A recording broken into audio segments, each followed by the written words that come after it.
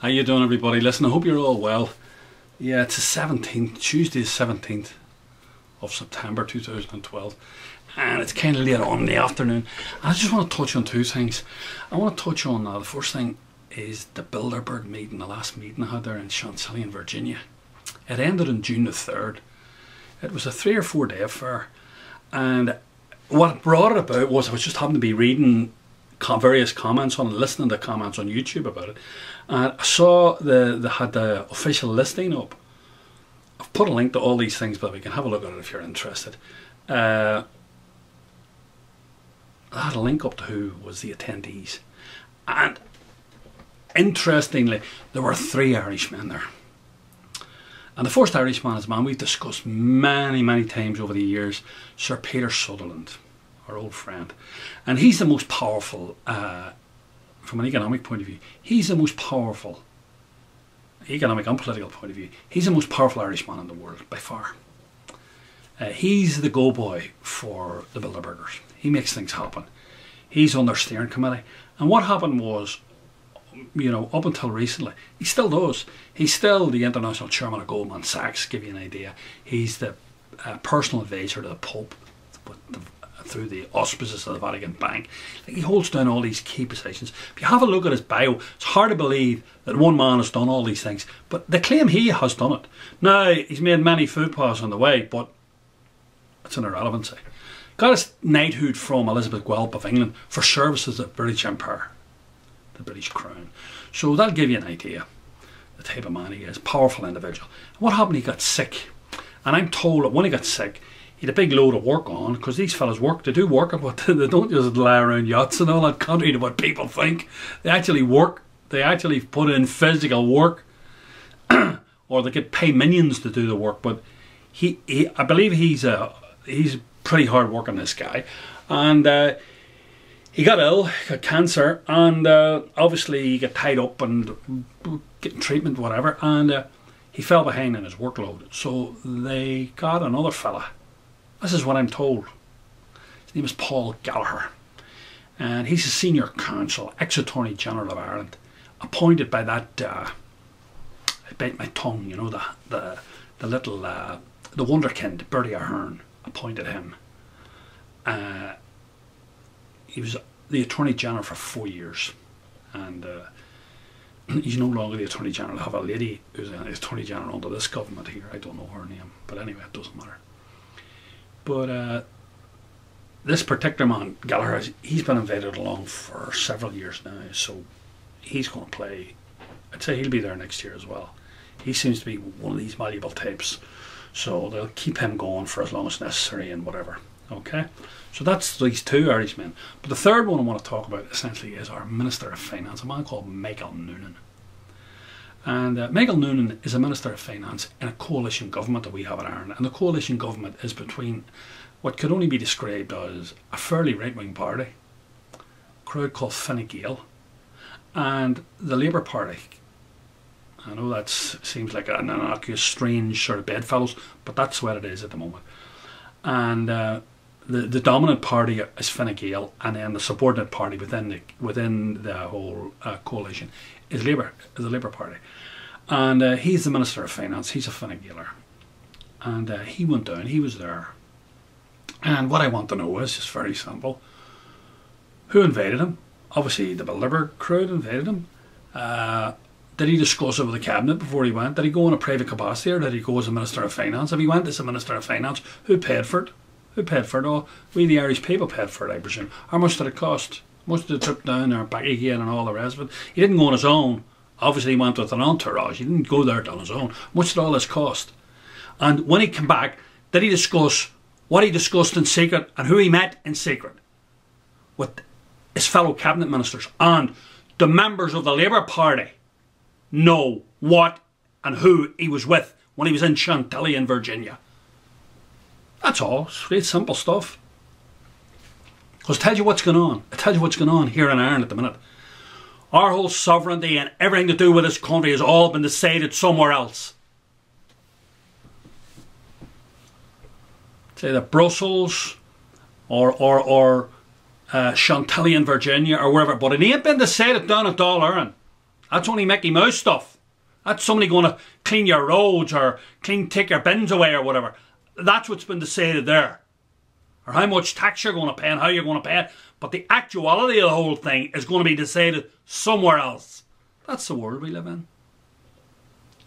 Okay, that's the world we live in. Anyway, I just thought that was interesting because to put it in the context, while he was away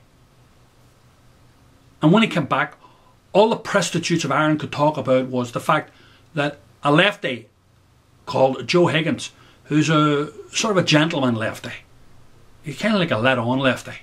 I shouldn't say that because he's a well-meaning man and he is a lefty. He's a socialist TD and he works very, very hard for his constituents. Of that I have no doubt.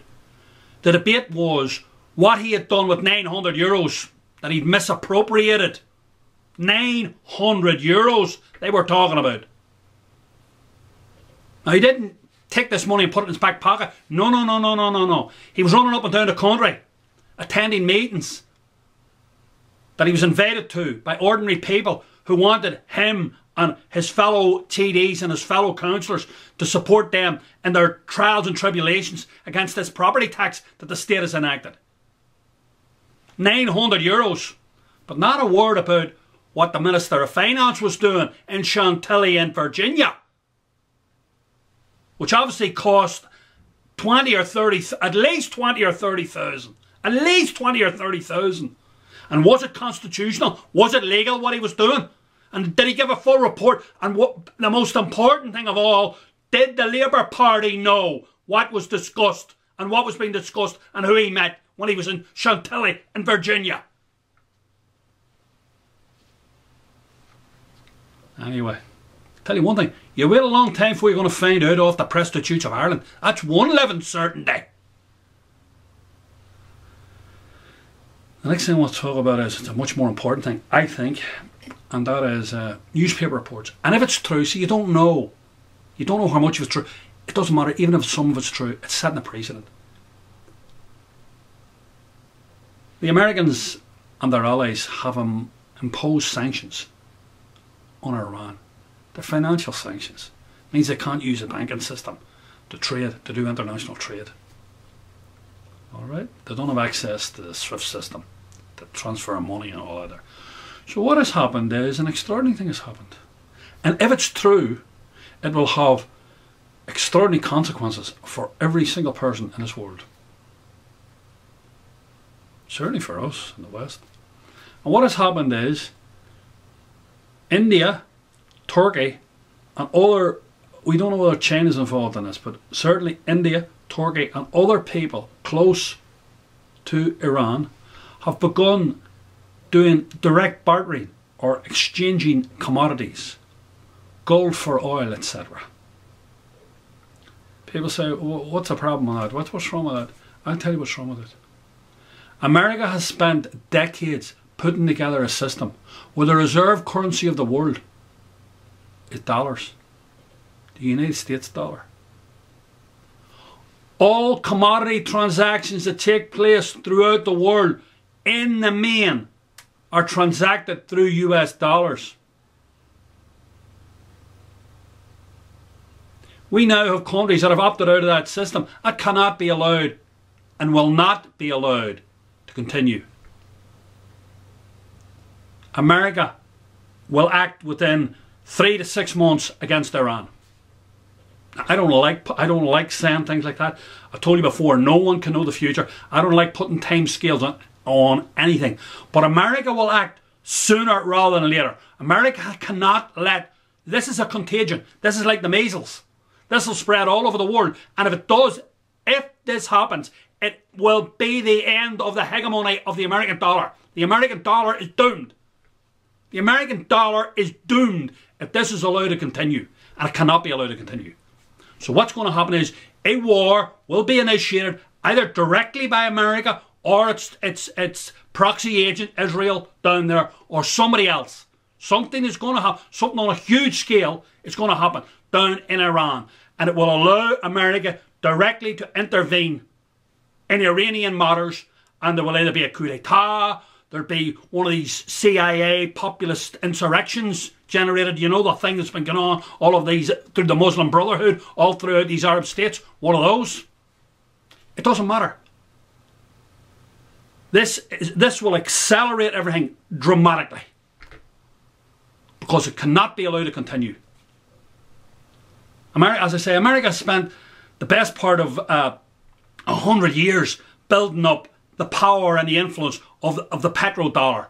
And now the petrodollar is going to be like set aside. It's not going to exist anymore. Oh, no. That cannot exist. That cannot happen. So they've got a 4th aircraft carrier down there in that immediate area now. So they've, you know, they have a serious amount of gear down there. And they're not playing tiddlywinks with that gear. Of that you can bet your bottom dollar. They are not playing tiddlywinks. And they're not working out the results of football matches. They're down there for one particular reason, and that is to undermine that country. And it's going to be done sooner rather than later. That's really all I want to say. I don't like talking like this. I don't like being the harbinger of bad news. I don't like all this sort of stuff. I would prefer not. I would prefer to have to say nothing. But if this is true, and I have no doubt that there's some truth in it, America will act sooner or later to resolve the problem.